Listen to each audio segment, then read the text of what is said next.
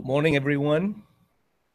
Thank you for being with us today, Sunday, August 20. Um, for those that are listening to us online for the first time, Becerra is a Spiritist association. It's a non-profit organization. We function strictly with donations and volunteers. And our mission is to study Spiritism and promote the practice of spiritual and material charity. Our telephone number is 305-477-4148. Our email is info@spiritist.com. And our website, for those that want to watch us online, is www.spiritist.com.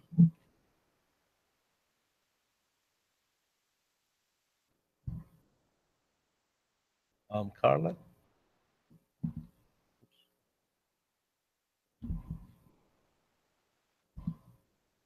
Yes, it's not working. We're experiencing technical difficulties. I'm sorry. We're broadcasting live on YouTube, www.youtube.com/Becerra Miami. And we appreciate silence. And please turn your phones to vibrate. Thank you very much. Our donations are greatly appreciated. We need to pay the rent and the electric bill, so anything you can provide is excellent. Thank you very much. Our podcast is 24/7. We invite you to watch. We have over 500 programs in Portuguese, Spanish, and English. And you can easily connect, go through, listen to it. Go to radio.spiritist.com, do a click in the program of your choice. This is great for learning because we have very great speakers, and they do have a lot of different themes, like examining reincarnation, the spiritist and the spiritual sessions, in the search for health, and many, many, many more. Today we're going to be talking about our book, the book, Our Daily Bread. This book was written by Francisco Candido Javier, and it was dictated by the Spirit of Emmanuel. We'll be talking about chapter 53, In Chains. For which I am an ambassador in chains, pray that I may declare it fearlessly as I should. This was said by Paul in Ephesians chapter 6, verse 20. In this chapter, we observe the apostle of the Gentiles making a statement that at first glance appears to be contradictory. Paul alleges his condition to be of an emissary in chains, and he simultaneously declares that this occurs so that he can serve the gospel freely as it should be. The great worker was addressing the companions of Ephesus and was referring to the distressing situation he was experiencing as a prisoner of the Roman authorities. Meanwhile, because of these and the difficult testimony, his spirit felt freer to deliver the service that he was responsible for. This picture is significant for those who want economic or financial independence or too much liberty in the world.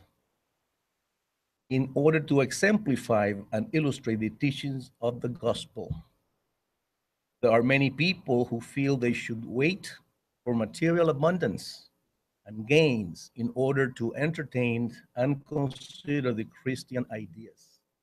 But this does not make any sense, as the service designed and intended by Jesus is to take place everywhere. Paul, while in chains, felt more at liberty to preach the truth. Of course, not all the disciples will be crossing those culminating hills of testimony, but everyone without distinction must bring along with them the holy chains of daily obligations in the home, at work, in their daily routine, in the center of society, and in the family. No one, therefore, should try to break the chains in which he finds himself. The false assumption that he will be a candidate for a better position in the office of Jesus Christ. Wouldn't that be great to work for Him directly? Only our well fulfilled duty will give us access to legitimate freedom. A reflection about today's reading. In today's reading, Emmanuel explains how Paul, even though a prisoner of the Roman authorities and going through such a stressful situation, did not give up in delivering the holy message that he was responsible for. Emmanuel also points out how many people will only consider to entertain Christians' ideas if they can in return achieve financial independence and material abundance. We see a lot of that nowadays. Contrary to Jesus' teachings, Paul felt freer to preach the gospel while in chains, and not all disciples will be able to achieve this level of dedication. But everyone without distinction must bring along the holy obligations in our daily routine work, in society, and within our families. Only by fulfilling our duties we will get access to legitimate and lasting freedom. And with those words, I will appreciate if you help me with that prayer. Take a deep breath, relax in your chair, forget about all the issues that we had during the week, and elevate your thought to the Almighty, the only one that can help us feel better.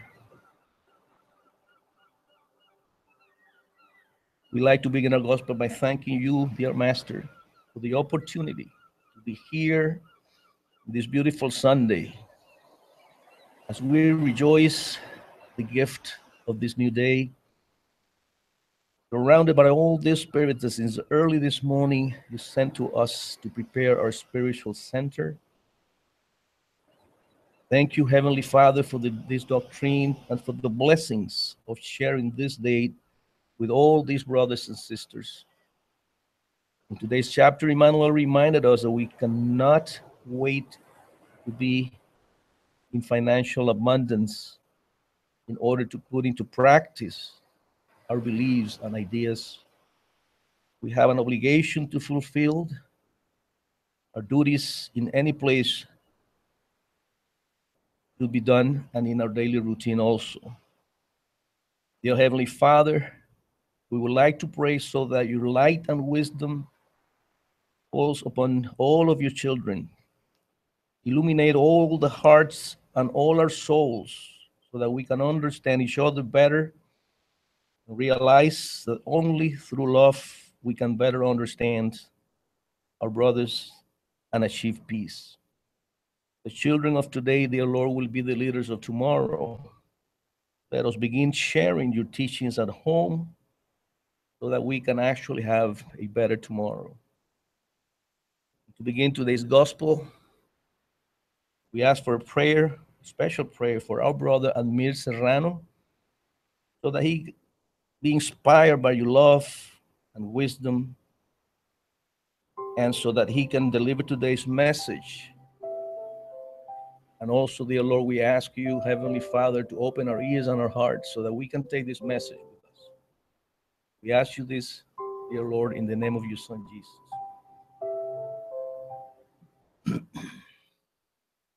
And today, our brother Admir is going to be talking about chapter 5.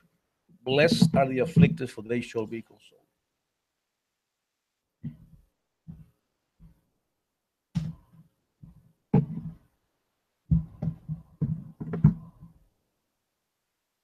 Good morning, everybody. It's always a pleasure to be here, not only in this room, in this center, but in this life. The opportunity that we have to do better, to fix the wrongs that we have done, so that we make for ourselves a better existence in this life, in this world. One existence a little bit happier, a little bit more peaceful. And we have the power to do that. It is in our hands at any moment to be transformed and make our way in this journey a little bit easier. And the chapter today, chapter 5 of the Gospel according to Spiritism, blessed are the afflicted, for they shall be consoled. Now we start by asking the question, what are afflictions? So afflictions are everything that we don't want, everything that is not good for us, everything that hurts us somehow, either physical pain, mental pain, emotional pain, anything that take this easiness that we should be living by from our lives. This ease, this eases. These are, this is the name of illness that affects us. So this ease takes the easiness of life from our experience. So physical pain caused by an accident or caused by a disease such as cancer or ulcers or whatever reason, whatever issue afflicts us physically and causes pain and discomfort. That is an affliction, a physical affliction. And then we have our mental and emotional afflictions, depression, anger, greed, fear, everything that makes our journey more difficult. Everything or anything that takes away our clarity of mind, that takes away that potential that we have to make better decisions.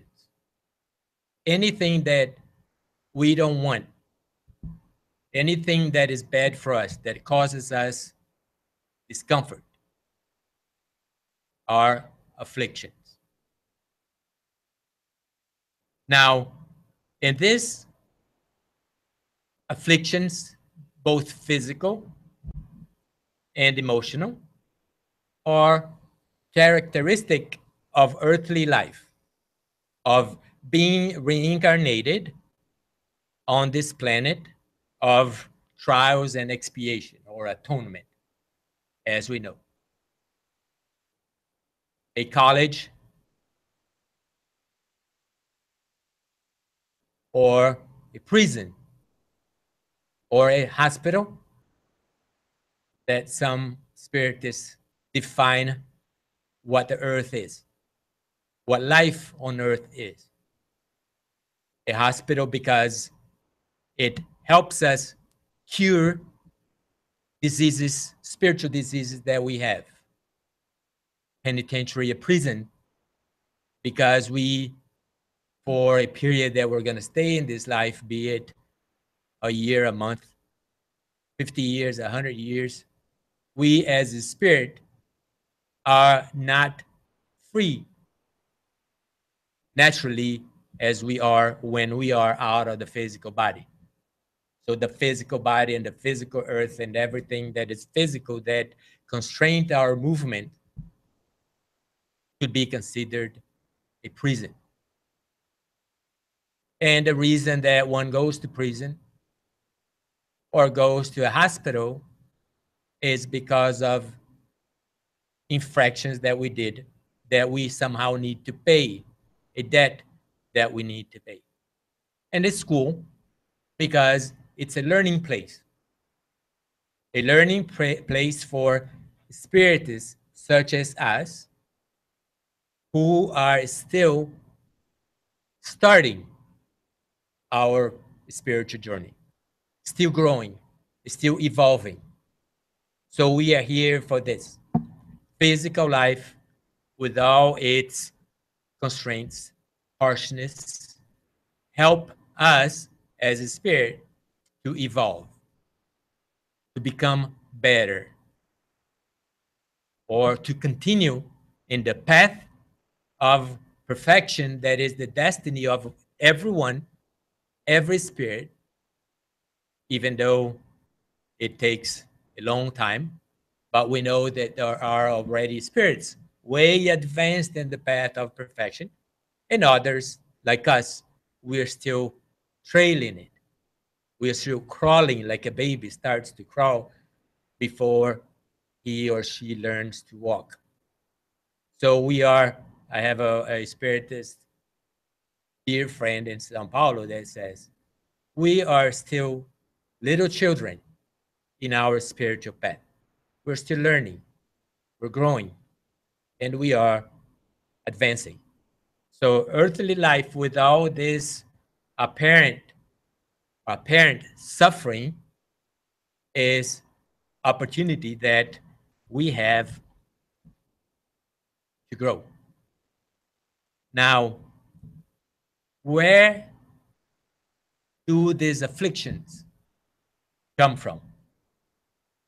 How do we get these things that nobody likes, but that we are always visited by them one time or another in our lives?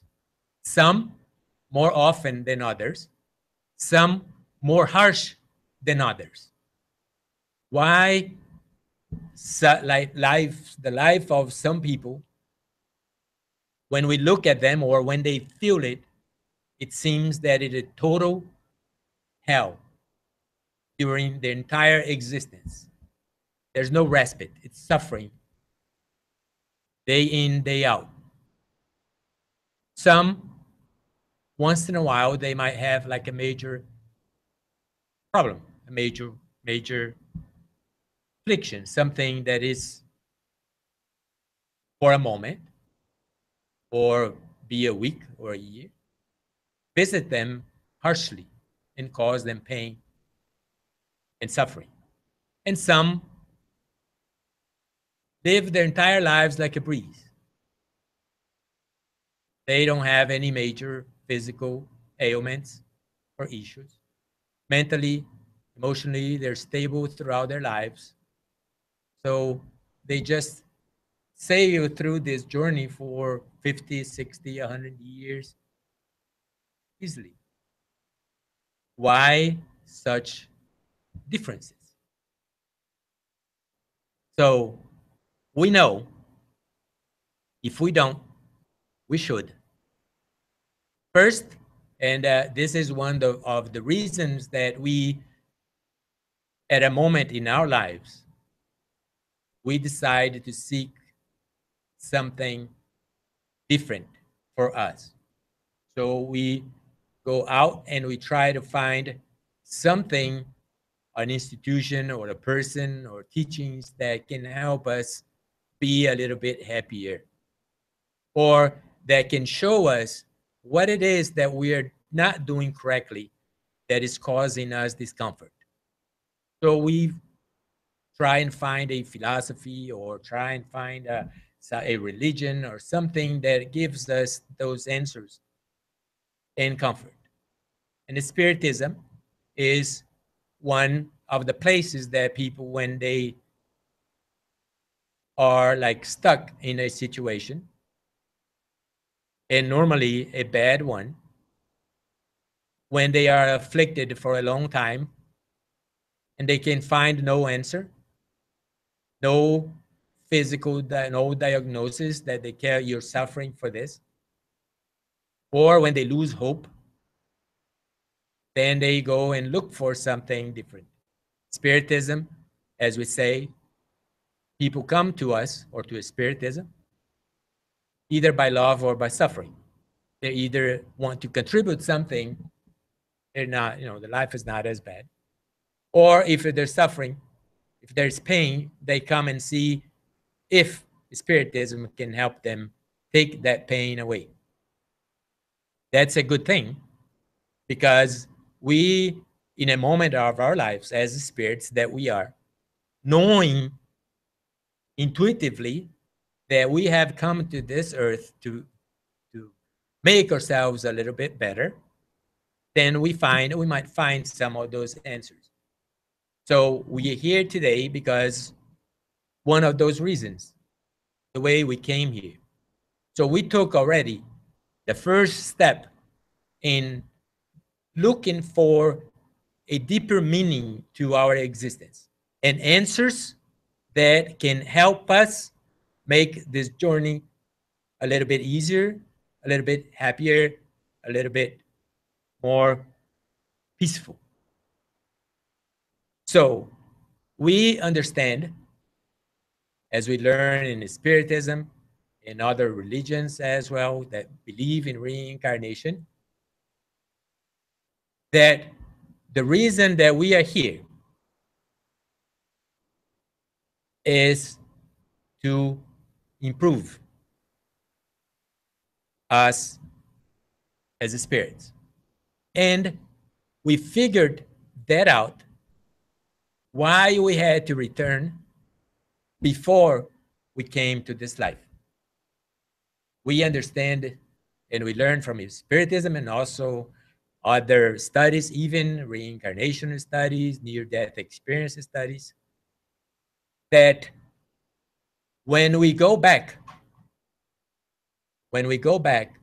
to spirit life after we disincarnate, after we left or leave the physical life, as we did the last time that we are here prior to reincarnate.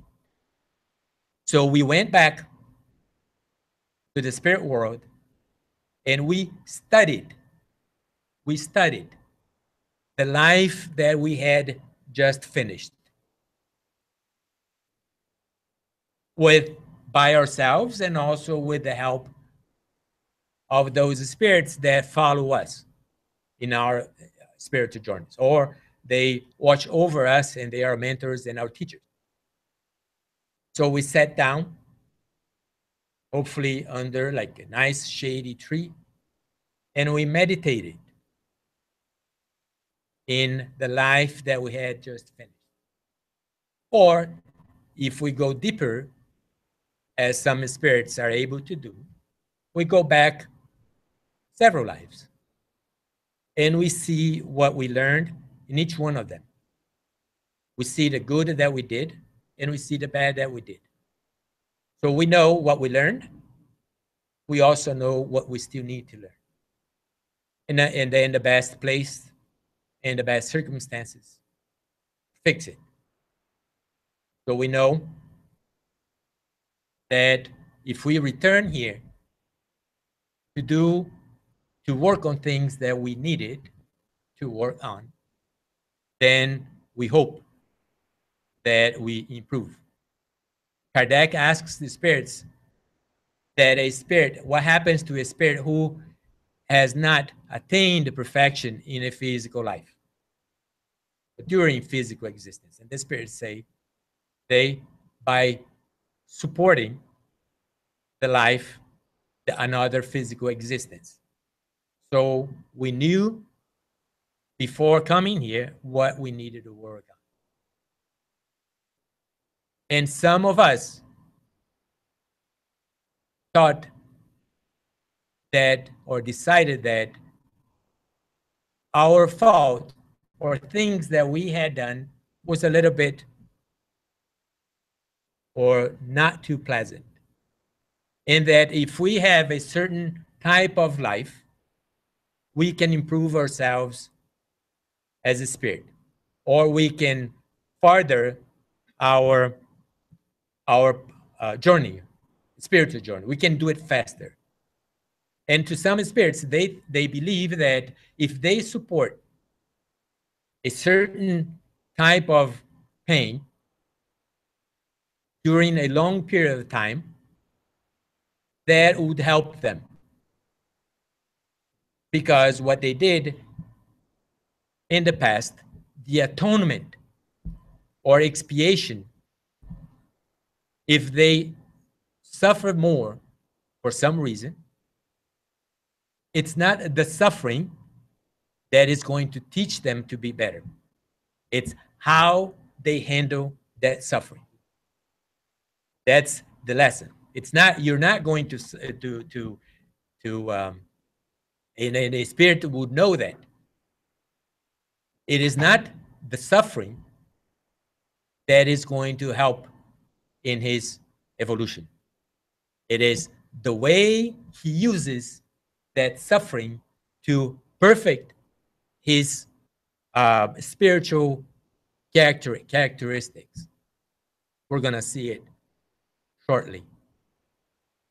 Because if we have a lot of suffering, many years, and we don't know how to handle it, we are going to go back without taking much advantage of that. Because our reaction was not what should have been as we went through that. So it's not the suffering itself, it's how we use that condition for us to improve our lot. So in our spiritual journey that we are here, or life after life, we must know one law, that it's unbreakable. We cannot cheat. We can cheat the IRS even though they tell us that we need to pay our taxes in full. We can run a stop sign, though there's also consequences, of course, and go unpunished. Nobody sees us, so we don't get penalty. We break that law. It's not difficult. But there's one law, cause and effect. We cannot break this darn thing. We cannot break. So we need to understand that whatever we do in this life, there's going to cause a result. And this result or consequence could be of two types. One, reward, which would be good things that we receive. We're happy, we are at peace, our life is easy, because the seeds that we planted were good seeds. Their harvest is good too. That is a fact. So whatever we do. Now, if the causes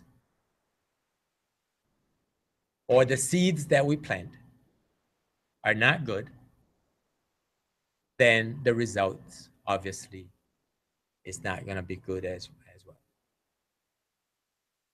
So afflictions caused that we receive are not caused by the good seeds that we planted. There's no way that that could happen. On the contrary, of course, they're caused by the wrong use of our free will. We have, everybody is free. The greatest freedom that a living being could have, we have. Free will. The ability to act as we please, regardless of anything. We have that freedom to do whatever we want, unimpeded. We can do that. No problem. We have that freedom. However, whatever we do, and this is what we must understand, whatever we do is going to have a result. In our situation, in our condition today, or in the level of consciousness that we have achieved so far in our journey, we are already smart enough to listen to it, to understand it, and to apply. If desiring a happier life is our goal. Some people, maybe they seem that some people do like pain for some reason. There are people who self-inflict pain of different reasons for whatever reason they think, whatever way they should help them. We don't know. So in our daily lives, one thing that we have to be watchful every moment is our thoughts, our feelings, and our actions. Our lives are created from inside out. That's how we create our lives, by thought. There's nothing in the universe that was not created by an idea first, a thought. Either the thought of God. Everything that we imagine, everything that we look around, be it physically and non-physically, be it a chair, a computer, a house, started with a thought, an idea, shaped by feelings, by the desire to make that, and put into actions, collecting whatever was needed to collect, and make that a reality. So that's the way we create our lives as well. By our thoughts, by our feelings, and by our actions. So we already have attained this level of consciousness that we can know for sure what we're thinking, what we're feeling, and how we're going to act. We are able to know if that is good or bad. We are able to know the quality of those three things, and we will know what result it might produce. And if what we're thinking, doing, or thinking, feeling, or doing, if we know that the quality is not that good or is bad, we can be sure that we're going to have unpleasant consequences. And we have no right after that to complain. And we have no right to blame life or God or whatever it is for the afflictions that visited us as a consequence of the way we then acted. No one to blame. So we already know that. So we can shape our lives. We can start changing our lives at this very moment. Even if it's good, even if we're happy, we can even do better by being more selective, by being more careful. And there are certain things that are causes for more afflictions. The way that we act, and we see it in humanity, we see it every day around the world. Hate is one thing. Pride, egotism, envy, fear, violence, all those things that people nurture. Maybe more people that we would like to see. They have that. They're nurturing those feelings. They're nurturing those thoughts, feelings, and those are then translated into actions. Actions that hurt first themselves. This is another thing that is very important for us to keep in mind, is that whatever we do, good or bad, we are the first one affected. The first one. When we pray to somebody, even if this somebody doesn't know that we're praying for them, the feeling that we have is good. It's pleasant. It's peaceful. It's like a blessing that we are not doing to our, we are projecting that to somebody else, which or who also will benefit from it. But we feel that first. We are the first ones to feel it, the goodness that it is. When we do harm or when we're nurturing harm in someone, or when we have those feelings of hatred, we already notice our insides boiling, the stomach, the heart, even the head. And the person who were directing those bad feelings, feelings of revenge or whatever, might not be feeling anything. And we are hurting ourselves first. So we know that. And knowing that, we avoid those because we know that we're going to be suffering from that. So that's a way that we have to watch what we're thinking, feeling, and doing. And we have time to do that before we act. Always have in mind that a consequence will come. So we are more careful. Now, afflictions also, or these diseases, they have or they could be used easily as opportunity to practice our spiritual development. As I said before, it's not the disease or the affliction itself that is going to make us progress. It is the way we react to it. So there are things that we are here to learn as a spirit that we must learn, if not in this life, or if we learn one or two things in this life and we leave some for others. But one of the first thing that is something that humans don't have much, patience. That's the first thing, one of the biggies, patience.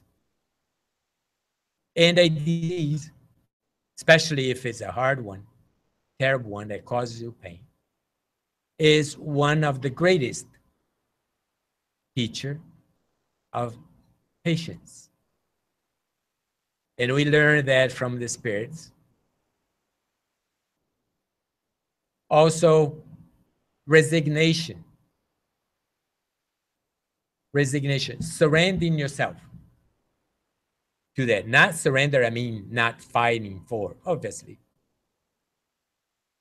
We need to protect our body, and we receive diseases sometimes. And medicine is already advanced to help us treat that, and we should. We should obviously try to prolong our lives here as long as we can, because the longer we stay here, if we learn the lessons that we're here to learn, is better for us. We don't have to come back that soon next time. So resignation is one of them. Faith. Faith is another one. And also, it's a time that we use. Sometimes we are so engrossed in our lives on earth, non-spiritually, that we do not stop to think about who we truly are. And sometimes the person then has a disease that is going to impair that person for a while. The person is not going to be able to move for a while, at least. He or she will have to stay in a hospital or in bed, in the house. An excellent opportunity, and that is something that happens often. It is a blessing. It's a time that that spirit has to use, that it's his moment or her moment to then go deeper into herself or himself and ask those questions that we sometimes we need these extremes in order to learn. Who am I? What I'm doing here? What is life for?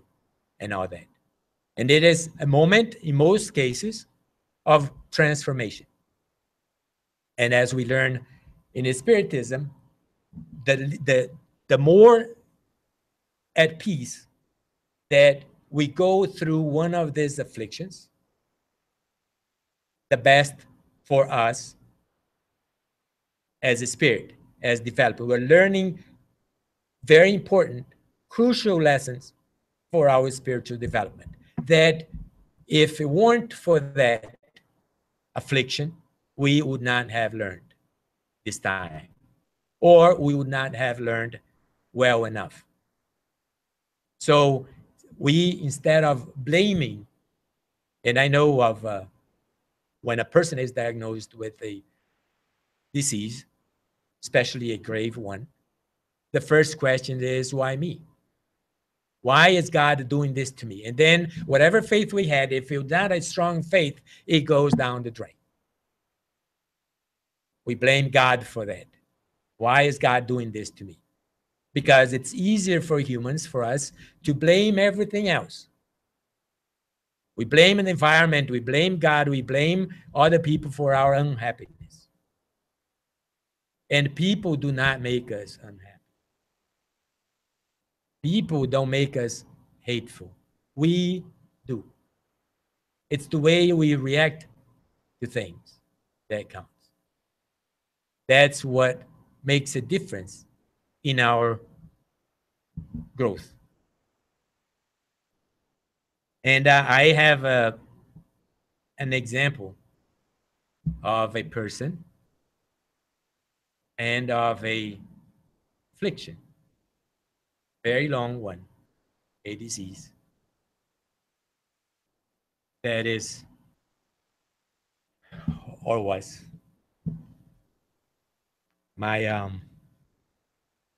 my loving mother-in-law. She disincarnated about a little over ago.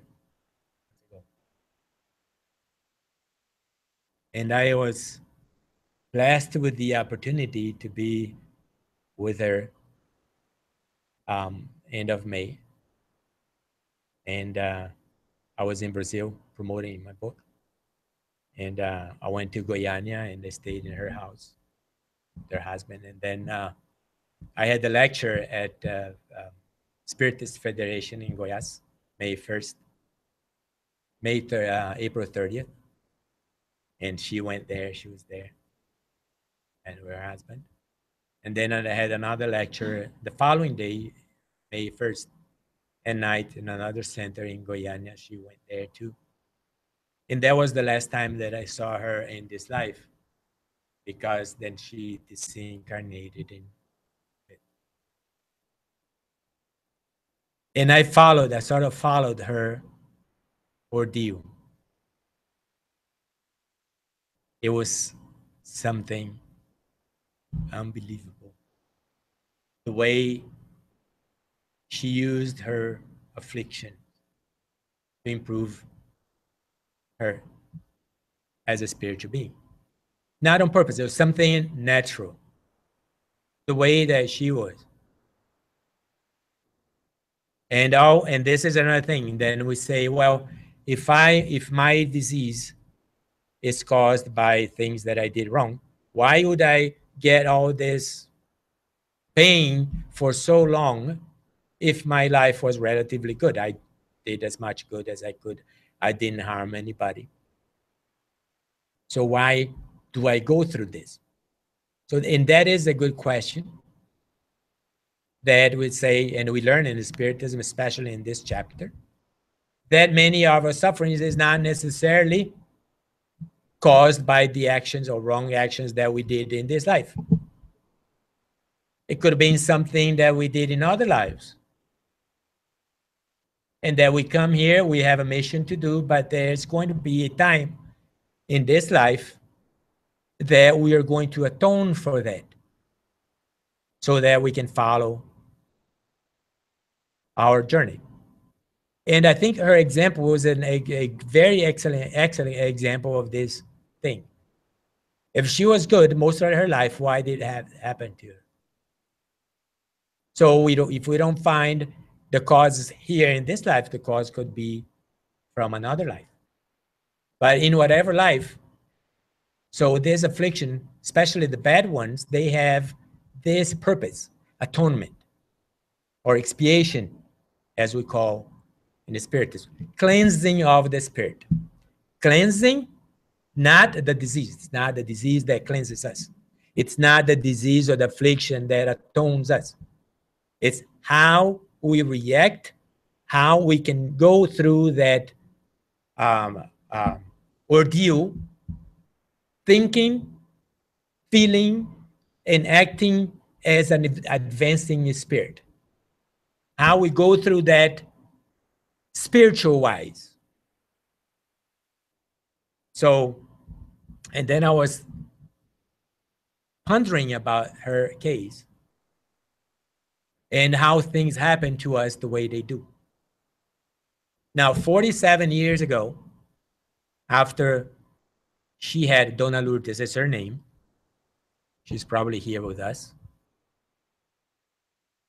After she had her third daughter, she had 5 beautiful daughters. One of the beautiful daughters is my wife. She had, after the birth, there's something like pieces of placenta stayed in her system. And that after a while caused her pain, and she went back to the hospital, and they found that there was pieces of placenta left, and that was causing a disease. So it was a little severe at that time. She lost a lot of blood, and she had to receive a blood transfusion. It so happened that 47 years ago, the blood, donated blood, was not tested that well. So she received the blood that was contaminated with hepatitis 47 years ago. But she lived her life easily. She raised 5 children, 5 daughters, and also a granddaughter who lived with them, and she raised as a daughter as well. And she had all that time to go through life without any symptoms. Nothing happened. Then 11 years ago, when she had already raised all her children the best of her ability, was just she and her husband, and their life was not that difficult. Very, both of them was very religious, very caring people to all, it's amazing the way they cared for other, especially her, the level of compassion that she nurtured throughout her life since she was a kid. So it was interesting that she had all the time. So she had the seed, which is that contaminated blood that one day when she was ready for it would manifest itself as a bodily, a physical affliction that would shape the rest of her life. That was her trial. So 11 years ago, she started having symptoms, and she went to the hospital, and they found out that her liver was afflicted by that hepatitis and cirrhosis. And they found out that the cause was the contaminated blood. And her ordeal started then, because she had to do a treatment. And I remember seeing in their freezer the piles of a medication that it's an injection that she would have to inject, I think, every day, Aquela aplicava injeção. Every day. And it was costly too. And so she started her journey at that moment, her expiation or atonement. Not through one single prick, that woman would complain. Then after a while, they cured that disease, or not cured, they stabilized it so she could live a normal life. So when apparently that problem was solved, she was diagnosed as having liver cancer. And that started aggravating. Then she started doing chemotherapy. And she'd go to the hospital, come back, not one single word of complaint. Ask her, and we'd ask my wife more often at night, how are you doing, Mom? She could be in the most miserable pain. She would say, I'm doing good. I'm just going it. I'm taking it. Not one single word of complaint. And throughout all these procedures, she would keep her activities regularly, going to church, helping people, because she had people that she helped without one single word of complaint. Total acceptance. And she would say, what I want is to live. So she did everything that the doctors told her to do. And at nights, many nights, she would wake up at night with terrible pain. She would get out of bed as quietly as she could. And she would sit on the side of the bed, just sit there. And then her husband would wake up and would ask her, Lourdes, what's going on? She'd say, well, I don't feel too well. And she could have been there like for 5, 10, 20 minutes, 30 minutes. And he'd ask her, why didn't you wake me up? She said, because you were sleeping so nicely. I didn't want to disturb you. And he'd say, you call me anytime that you, she never did. She, if the last time, one of the last time, then the cancer was controlled a little bit, but then she started having a heart problem too. So she was very physically debilitated. You could see her walking, like slowly, obviously, because of the physical impairment.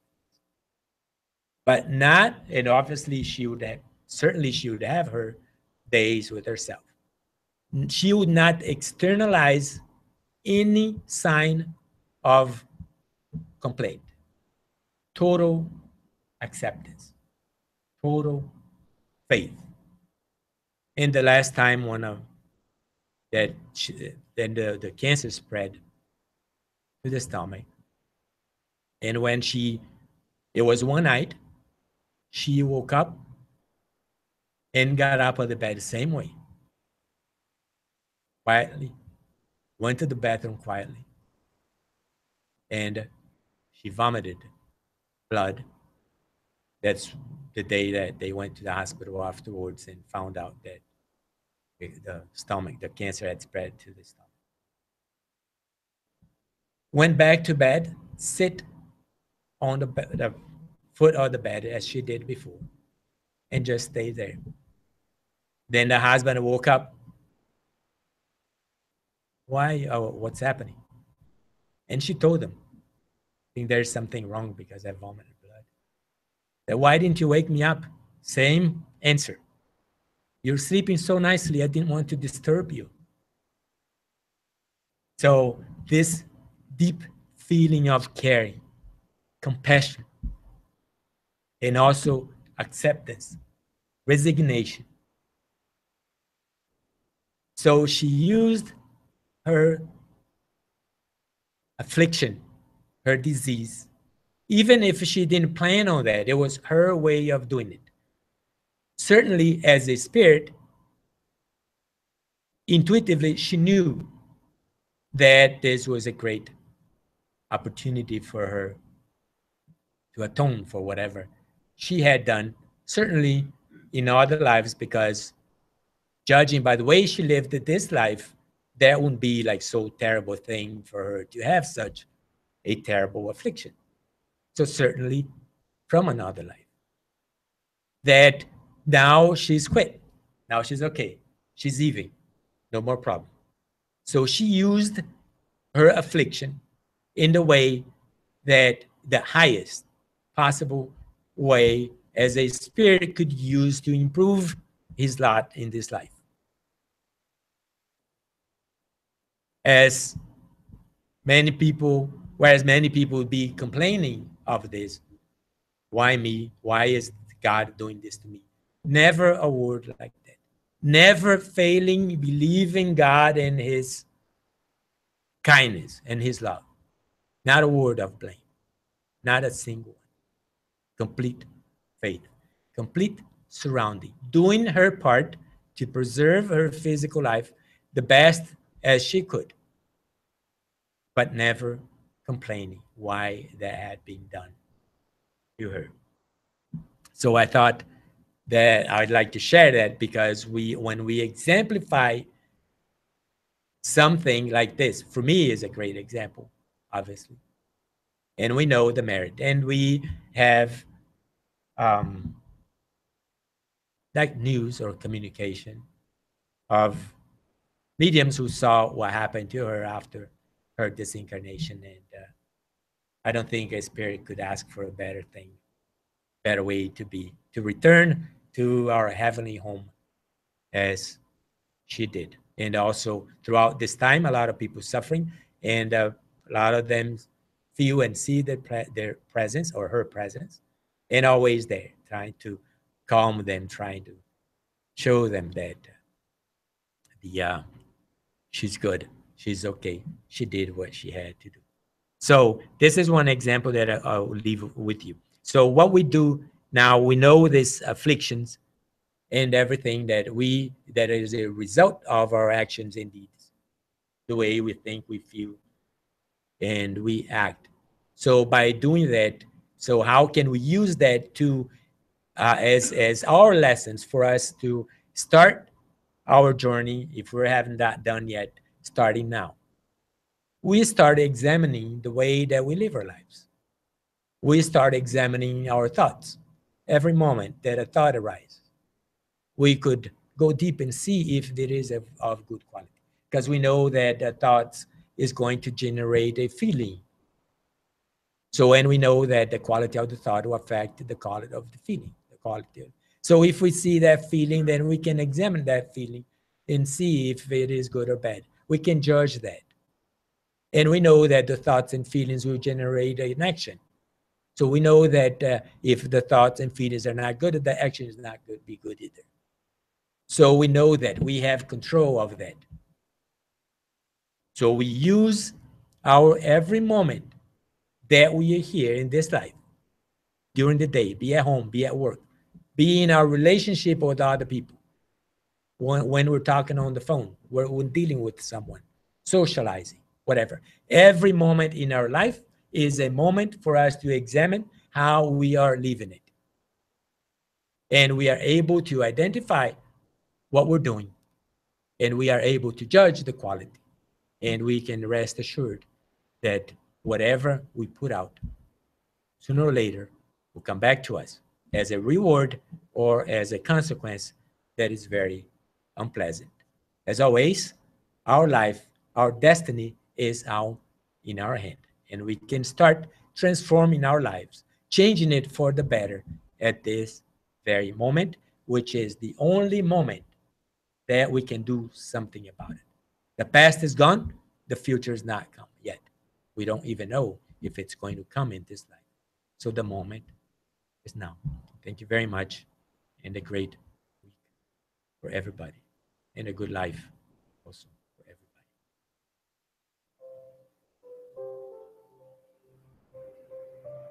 And the passes, the passes.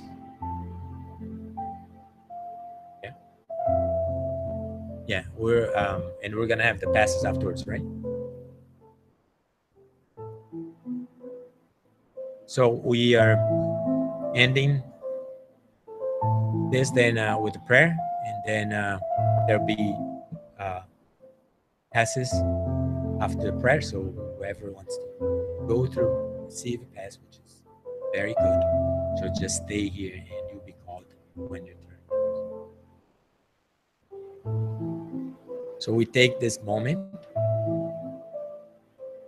to thank for the opportunity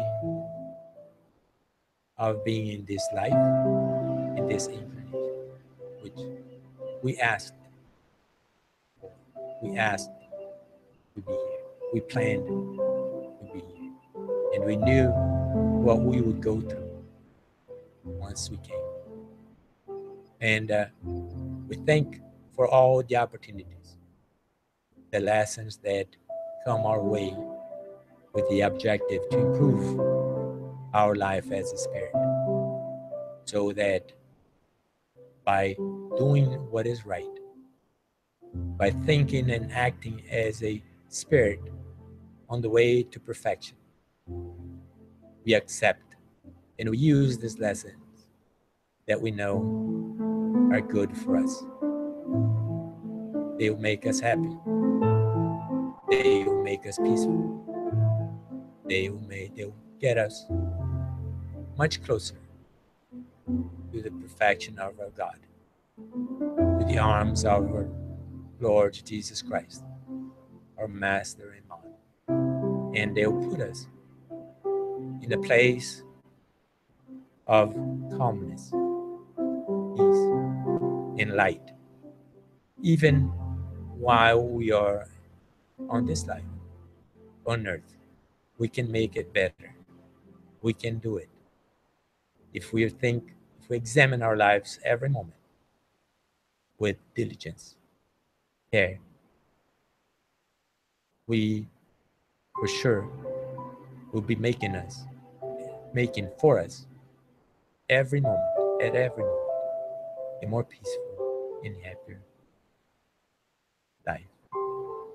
We do ask the guidance of our mentors, the guidance of the spirits who follow us on this life, caring for us, guiding us, watching over us. And we ask that those moments that afflictions come, pain come, even if they are harsh, we ask for strength, support, faith to go through it, patience, and one more day, one more journey, one more lesson learned. Thank you. And always shower us with blessings of peace, love,